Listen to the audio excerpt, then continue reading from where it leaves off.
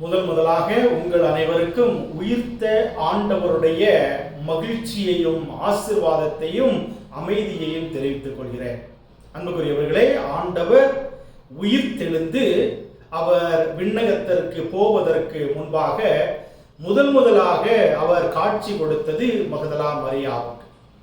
அதுக்கு அடுத்ததாக யாருக்கு காட்சி கொடுக்கிறானா, இயேசுவை தேடி சென்ற இன்னொரு பெண். இவர்கள் அதிகாலையில இயேசுவை தேடி போறாங்க, அவருடைய கல்லறையை தேடி போறாங்க.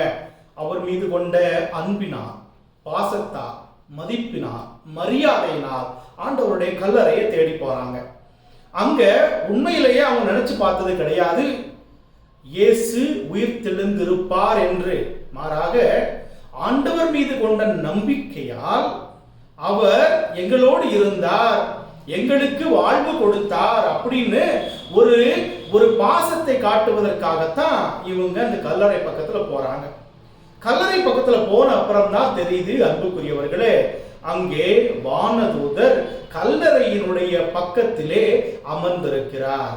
நிலநடுக்கம் வந்ததும் அந்த கல்லறையினுடைய வாசலானது திறக்கப்பட்டு அங்கே ஒரு பெரிய நிகழ்ச்சியை பார்த்ததும் சீடர்கள் என்ன பண்றாங்க, அந்த காவல் காத்து கொண்டிருந்த அந்த பணியாளர்கள் எல்லாருமே பயந்து நடுங்கி போய் தரையில விழுந்துடுறாங்க. அந்த நேரத்துல தான் அன்புக்குரியவர்களே வானதூதர் வந்து இந்த பெண்ணிடம் பேசுகிறார். பயப்படாதே, ஆண்டவர் உயிர்த்தெழுந்து விட்டார் என்கின்ற ஒரு செய்தியை சொல்கிறார். அப்படின்னா நமக்கும் அந்த செய்தி சொல்லப்படுகிறது, நீங்கள் பயப்படாதீர்கள், ஏனென்னா ஆண்டவர் உயிர்த்தெழுந்து விட்டார். நம்மை உயிர்த்தெழ வைப்பதற்காக, புதிய வாழ்வு கொடுப்பதற்காகத்தான் இயேசு இந்த உலகத்திற்கு வந்தார். அவர் இறந்து இன்று உயிர்த்தெழுந்ததன் வழியாக நம்முடைய பாவத்திலிருந்து, சாபத்திலிருந்து, பலவீனத்திலிருந்து ஆண்டவர் இன்று உயிர்ப்பை தருகிறார், மகிழ்ச்சியை தருகிறார். எல்லாவற்றிற்கு மேலாக அவர் நமக்கு ஆசீர்வாதமான அமைதியை தருகிறார். இங்க செய்தி அந்த பெண்களுக்கு கொடுக்கப்பட்டிருக்கிறது. அப்போ இவங்க என்ன பண்றாங்க, போய் அங்க கடவுளை, இயேசுவை சந்திக்க வேண்டும்.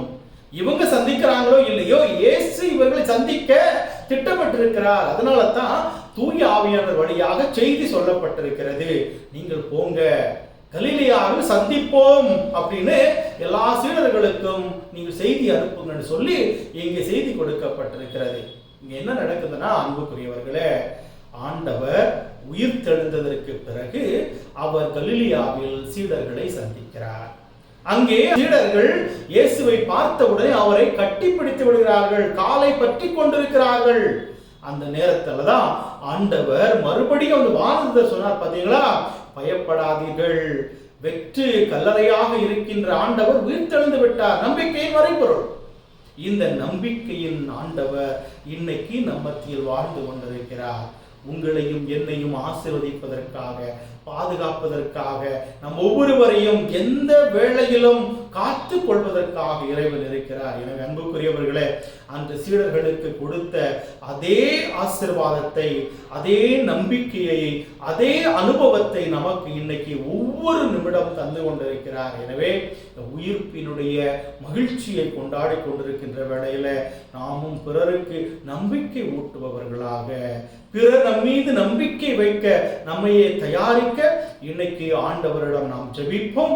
ஆண்டவர் நம்முடைய வாழ்க்கையிலே அனுகிரகத்தையும் ஆசீர்வாதத்தை நிறைவாக பொழிந்து வாழ்விலே மாற்றத்தை கொண்டு வருவதற்காக இன்னைக்கு ஜெபிப்போம். அன்புக்குரியவர்களே, இந்த தமிழ் பைபிள் டிவி சேனல் உங்களுக்கு பிடித்திருந்தது என்றால் இந்த செய்தியை உங்களுடைய நண்பர்களுக்கு நீங்கள் அனுப்பி வையுங்கள்.